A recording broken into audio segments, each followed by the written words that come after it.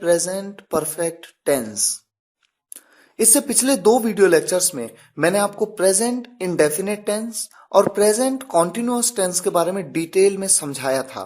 मेरा आपको सुझाव है कि अगर आपने वो दोनों वीडियो लेक्चर्स नहीं देखे हैं तो पहले उन्हें देखिए और उन कॉन्सेप्ट्स को समझ लीजिए ताकि इस कॉन्सेप्ट को समझना आपको आसान लगे। तो आइए शुरुआत करते हैं। सबसे पहले ये जानें कि इस टेंस में किस तरह के सेंटेंसेस आते हैं।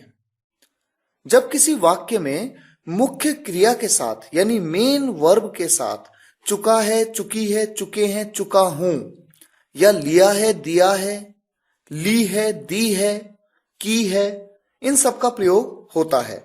एग्जाम्पल्स आपके सामने हैं। देखिए, राम घूम चुका है, सीता आ गई है, लोग घूम लिए हैं, मैंने किताब ली है। ऐसे सभी सेंटेंस प्रेजेंट परफेक्ट टेंस की कैटेगरी में आते हैं।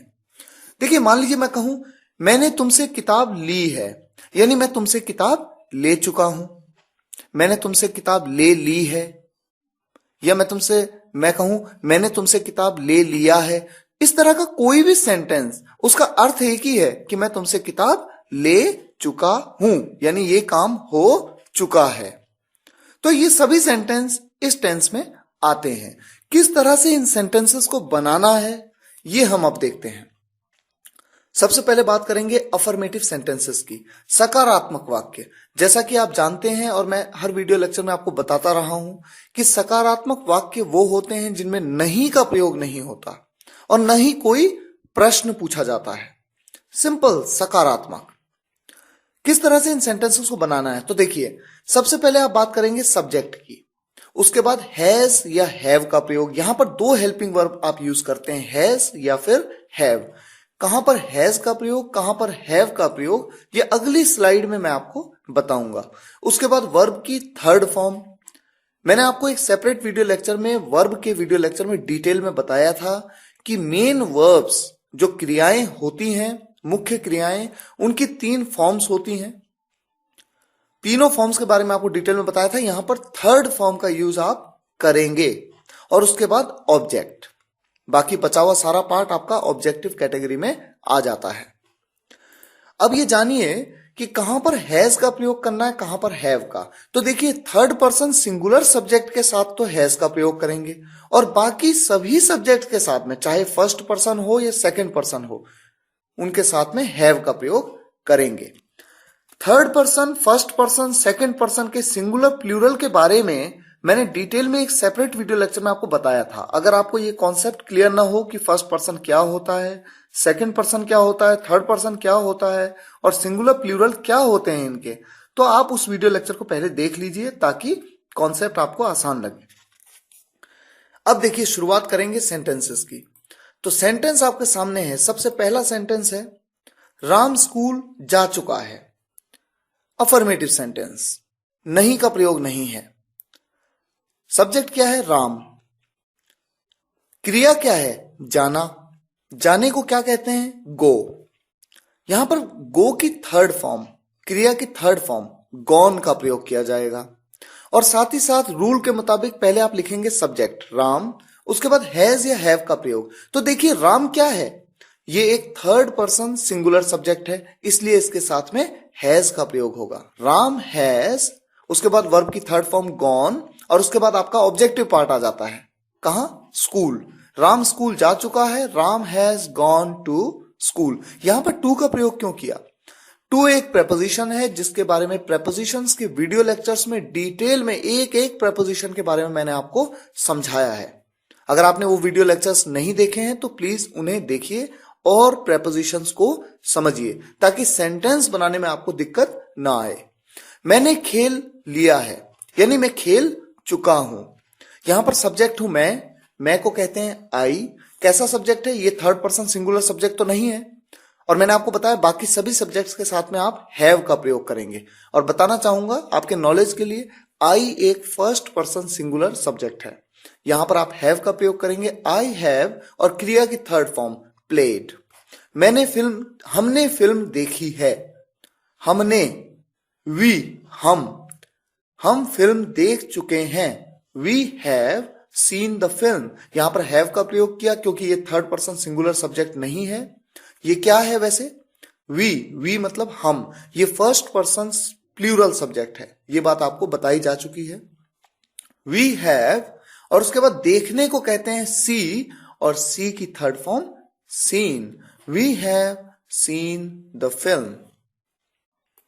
अब बात करते हैं नेगेटिव सेंटेंस की, नकारात्मक वाक्य जिसमें नहीं का प्रयोग होता है।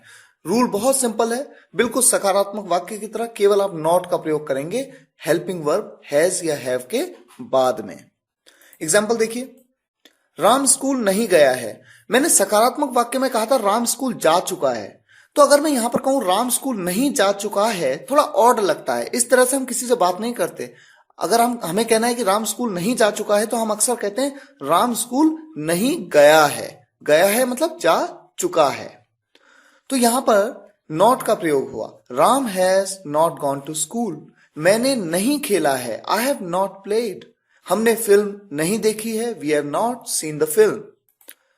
अब बात करेंगे इंटेरोगेटिव सेंटेंस की, प्रश्नवाचक वाक्य जिसमें प्रश्न पूछा गया हो। तो ऐसे वाक्यों में सबसे पहले आप WH फैमिली का यूज करते हैं, जो कि प्रेजेंट इंडेफिनिट टेंस और कॉन्टिन्यूअस टेंस, दोनों टेंसेस के वीडियो लेक्चर में भी मैंने आपको बताया था। क्यों, कैसे, कब, कहां, ये सभी WH फैमिली के मेंबर्स हैं। इसके बारे में सेपरेट वीडियो लेक्चर में भी बताया गया है।